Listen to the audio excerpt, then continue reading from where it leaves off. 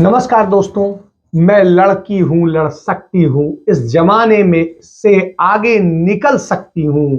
बड़े सपने मेरे, ऊंची है ख्वाहिशें, अपनी ताकत से किस्मत बदल सकती।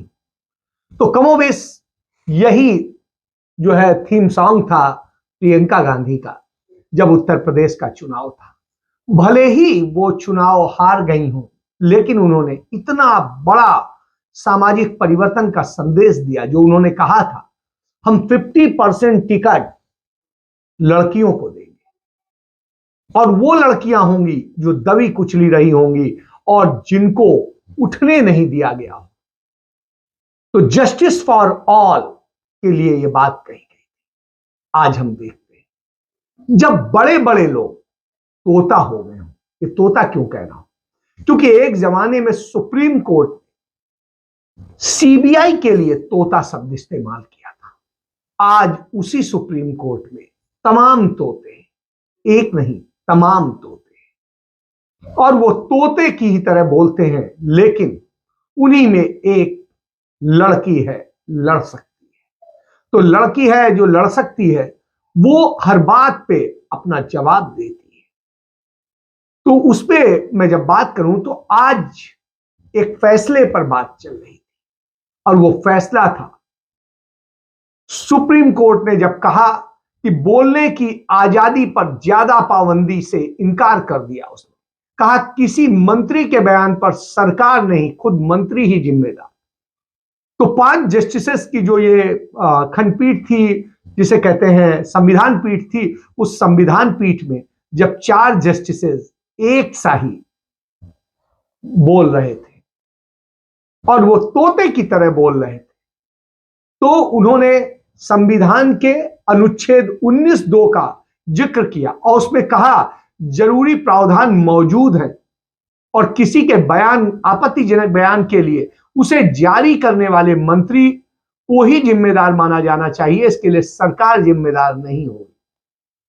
कोर्ट ने जब यह बात कही, तो जस्टिस बीवी नागरत्ना, जो कल भी बोली थी, आज भी बोली और लगातार बोलती आई हैं जब से वो हैं, वकील के तौर पे भी बोली और जस्टिस के तौर पे भी बोली, हाई कोर्ट के जस्टिस के तौर पे भी बोली और सुप्रीम कोर्ट के जस्टिस के तौर पे भी बोल रही है। और उम्मीद की जाती है वो भविष्य की पहली महिला चीफ जस्टिस ऑफ इंडिया होंगी, यदि ईश्वर ने चाहा, और होना भी चाहिए, क्योंकि वही बोलता है जिसके रीढ़ होती है। तो उन्होंने कहा कोई व्यक्ति बतौर मंत्री अपमानजनक बयान देता है तो इसके लिए सरकार भी जिम्मेदार होगी। बीवी जो नागरत्ना है, जस्टिस बीवी नागरत्ना, उन्होंने ये बात कही। और जस्टिस नागरत्ना ने कहा कि अनुच्छेद 19(2) के अलावा अभिव्यक्ति की स्वतंत्रता पर ज्यादा प्रतिबंध नहीं लगाया जा सकता। हालांकि कोई व्यक्ति बतौर मंत्री अपमानजनक बयान देता है तो ऐसे बयानों के लिए सरकार को जिम्मेदार ठहराया जा सकता है, लेकिन अगर मंत्री के बयान छिटपुट है, जो सरकार के रुख के अनुरूप नहीं है, तो उसे व्यक्तिगत टिप्पणी माना जाएगा। दोनों चीजें उन्होंने स्पष्ट कर दी कि कब वो व्यक्तिगत टिप्पणी होगी और कब सरकार की टिप्पणी माना जाएगा। इसलिए यह जरूरी है। लेकिन बाकी 4 जस्टिसेस ने तोते की तरह वही कहा जो वो कहते आए, लगातार कह रहे हैं। यही वजह है कि जस्टिस बीवी नागरत्ना आज आइकॉन बन गई है और वो दिखाई देती है कि लड़की हूं, लड़ सकती हूं, और वो लड़ रही है। 4 जस्टिसेस एक तरफ, बीवी नागरत्ना एक तरफ, जानती है कि वो हारेंगी, लेकिन वो लड़ रही है और उससे वो चिंतित नहीं होती। तो यह मसला एक नहीं है। बुलंदशहर गैंगरेप के मामले से शुरू हुआ था, जब आजम खान ने इस पर टिप्पणी की थी, और उसके बाद इसके गाइडलाइन बनाने की बात आई थी कि मंत्री जो बोलते हैं उसको लेके बने। लेकिन उसके बाद में लगातार बहुत सारे मामले आए और बहुत सारे मामलों में इस तरीके से जब चीजें हुई, तो उसको लेकर के, तो तमाम सारे मामलों में जब ये बात आती है तो वो यही कहती है। 58 याचिकाएं इस पर थी और 58 याचिकाएं थी, उन सभी को पर एक साथ सुनवाई हुई और मामले खत्म किए गए। तो इन्हीं सारी चीजों पे, लेकिन इसके पहले भी देख लीजिए, बीवी नागरत्ना ने कोई पहली बार नहीं किया। इसके पहले नोटबंदी के मामले में भी उन्होंने, जब बाकी 4 जस्टिस उसे वैध ठहरा रहे थे, वो जान रही थी कि उनके एक मत का कोई मतलब नहीं है, लेकिन उन्होंने खुलकर बोला और उन्होंने सरकार को, मोदी सरकार को कटघरे में खड़ा कर दिया और आरबीआई को सुप्रीम कोर्ट के इन जस्टिसेस की तरह उन्होंने भी तोता बना दिया। उन्होंने कहा नहीं, टिप्पणी नहीं की, उन्होंने न्याय पर बात की, कानून पर बात की, कानून के पहलुओं पर बात की, लेकिन उन्होंने जो जिस तरीके से कहा तो बहुमत से अलग राय दी थी और उन्होंने जो सुनाया वो अपने आप में है। बिल्कुल स्पष्ट तौर पे कहा कि 8 नवंबर 2016 को केंद्र सरकार की तरफ से की गई नोटबंदी गैर कानूनी, इसे संसद में कानून बनाकर लागू किया जा सकता था, गजट नोटिफिकेशन के जरिए नहीं। 500 और 1000 रुपए के सभी नोट पर बैन लगाना गैर कानूनी है, क्योंकि जो इसके लिए धारा है उसमें प्रावधान सिर्फ कुछ सीरीज को लेके, लेकिन यहां तो पूरे नोट बंद किए जा रहे हैं। लेकिन यह फैसला लिया जा चुका है, ऐसे में इस पर कोई एक्शन नहीं लिया जा सकता है, ये मजबूरी है। लेकिन उन्होंने एक और चीज कही, रिकॉर्ड के मुताबिक 98% नोटों का एक्सचेंज भी हो गया है।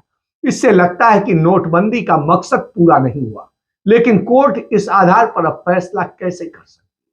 उन्होंने इसको लेकर भी सरकार को कटघरे में खड़ा किया कि सरकार ब्लैक मनी, टेरर फंडिंग पर रोक लगाना चाहती थी, लेकिन लीगल ग्राउंड पर यह कदम गैर कानूनी है और वो अपने मकसद पर कामयाब नहीं।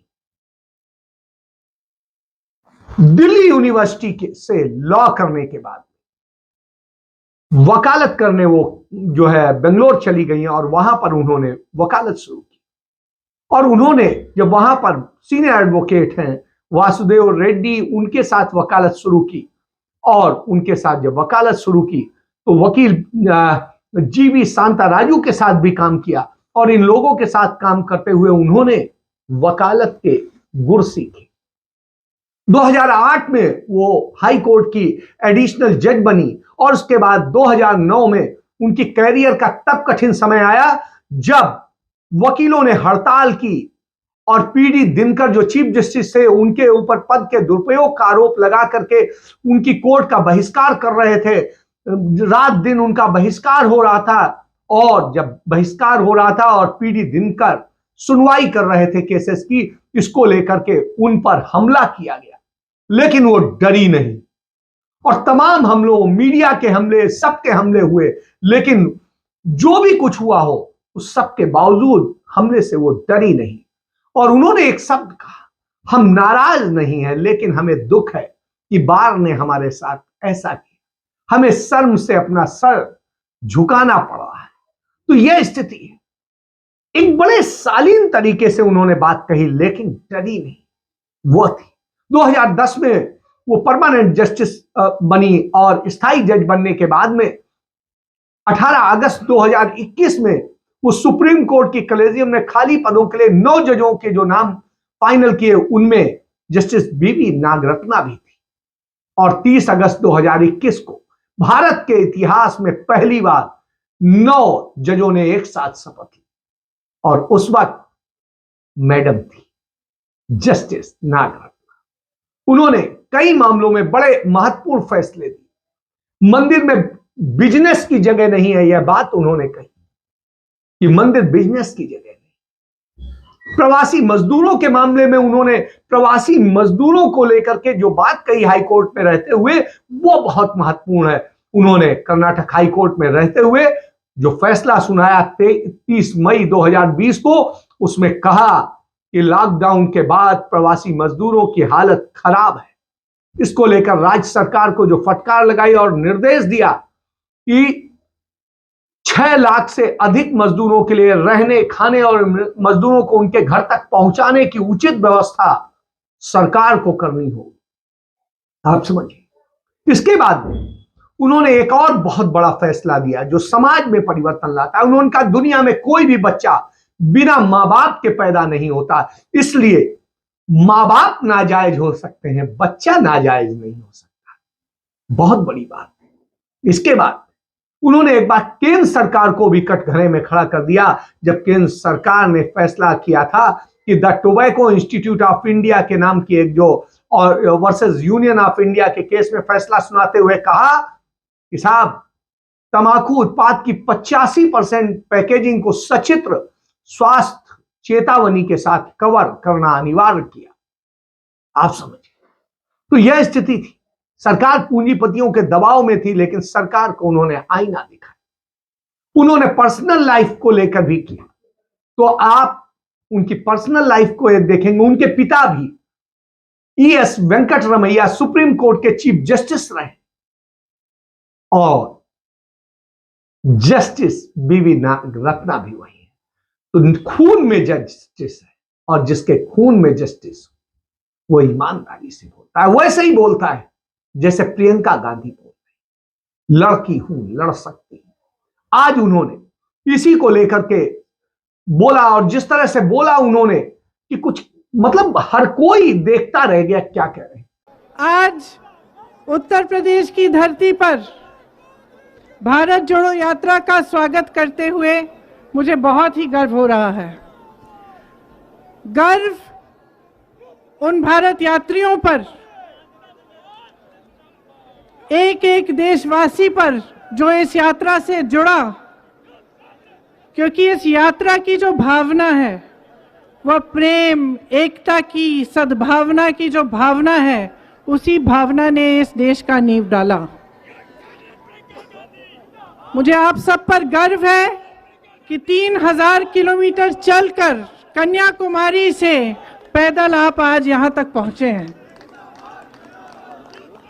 और मेरे बड़े भाई इधर देखो, सबसे ज्यादा गर्व तुम पर है।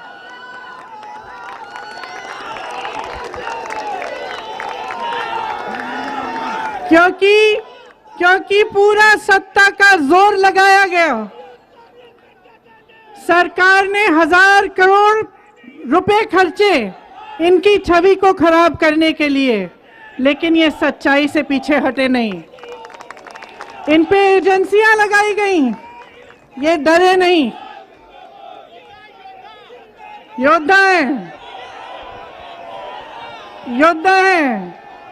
अडानी जी, अंबानी जी ने बड़े से बड़े नेता खरीद लिए, देश के सारे PSU खरीद लिए, देश की मीडिया खरीद ली, लेकिन मेरे भाई को नहीं खरीद पाए और ना कभी खरीद पाएंगे। गर्व है मुझे इन पर और आप सब पर। जैसे इन्होंने कहा, नफरत के बाजार में मोहब्बत की दुकान खोली है।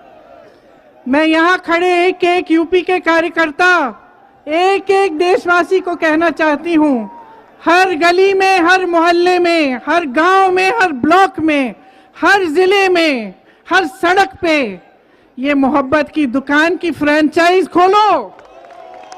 आज 9 दिन के विश्राम के बाद राहुल गांधी की भारत जोड़ो यात्रा दिल्ली के मरघट हनुमान मंदिर से शुरू हुई और वहां से जब शुरू हुई तो यमुना बाजार होते हुए वो जिस तरीके से दिल्ली से चली और उसमें कुछ था, कुछ पल विराम था, फिर सफर हमारा जारी है। जो प्रण लिया था श्रीनगर का, वहां झंडा फहराने की तैयारी है। तो इसके साथ चल दिया। आज सावित्रीबाई फूले का जन्मदिन भी और हम उन्हें सादर नमन करते हैं।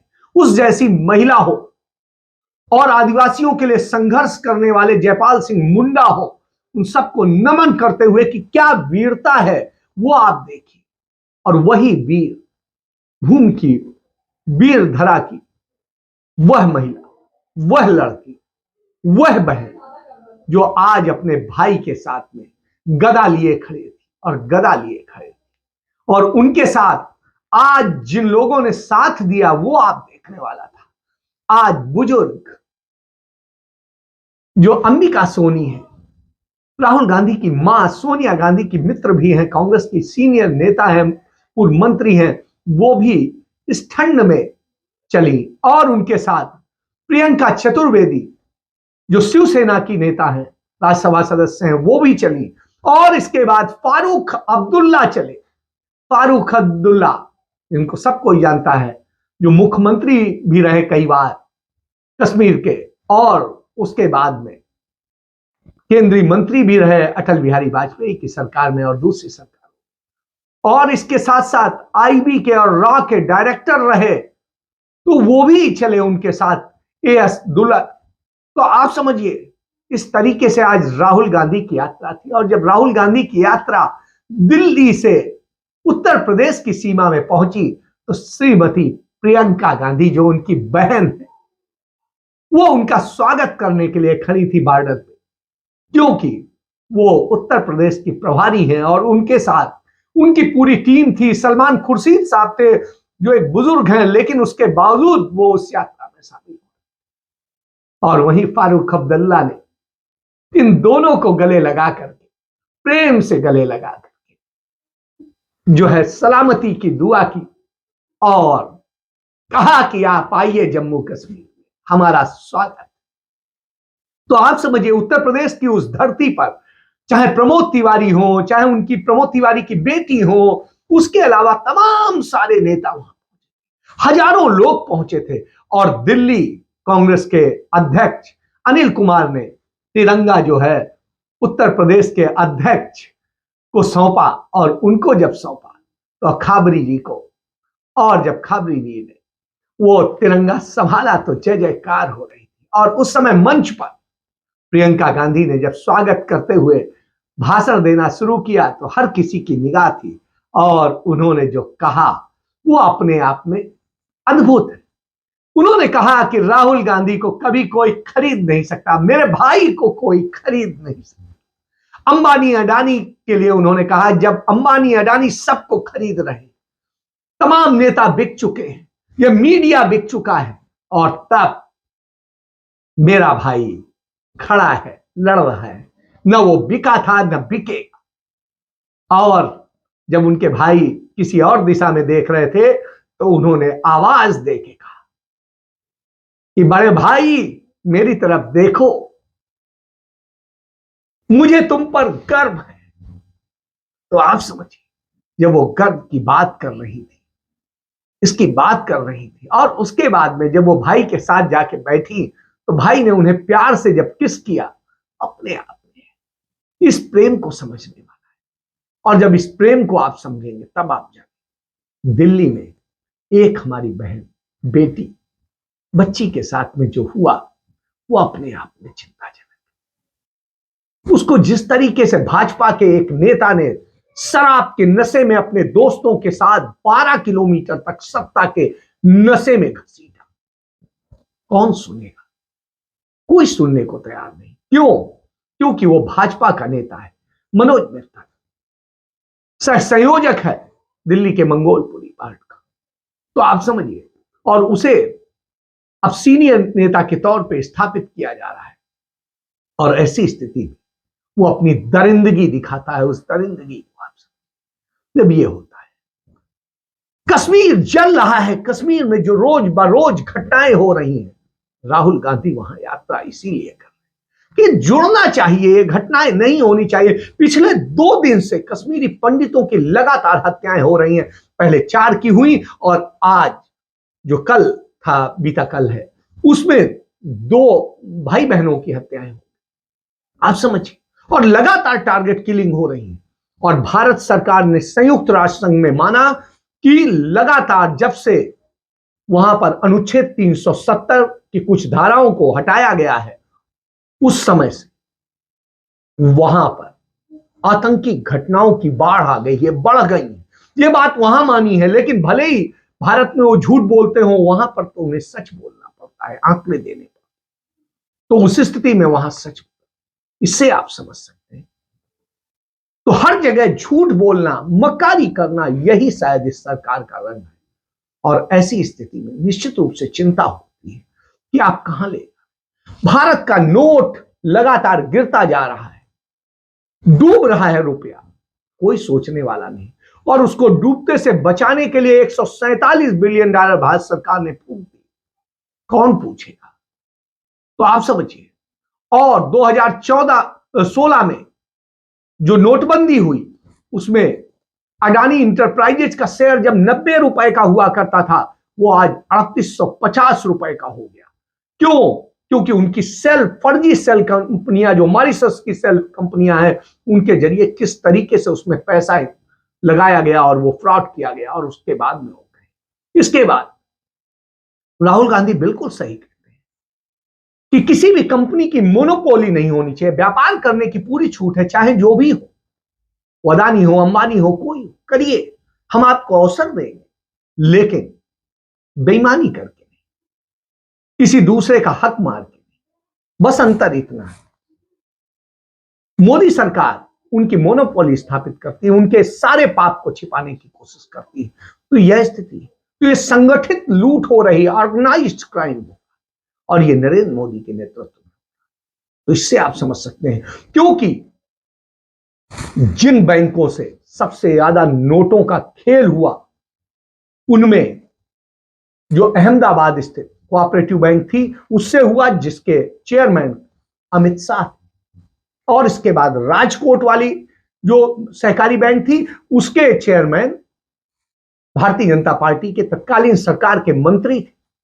तो आप समझिए कि इस तरह का खेल होता है। तो ऐसी स्थितियां हैं, और जिस तरीके से नोट बढ़ हैं अदानी के, आप समझ लीजिए, जो दुनिया के सबसे बड़े रईस हैं बर्नार्ड आर्नल्ड, उनकी संपत्तियां तकरीबन 9% जो उनकी वो है घट गई है। एलन मास्क की जो है करीब 50% घट गई है, लेकिन गौतम अडानी की संपत्ति 58% बढ़ गई।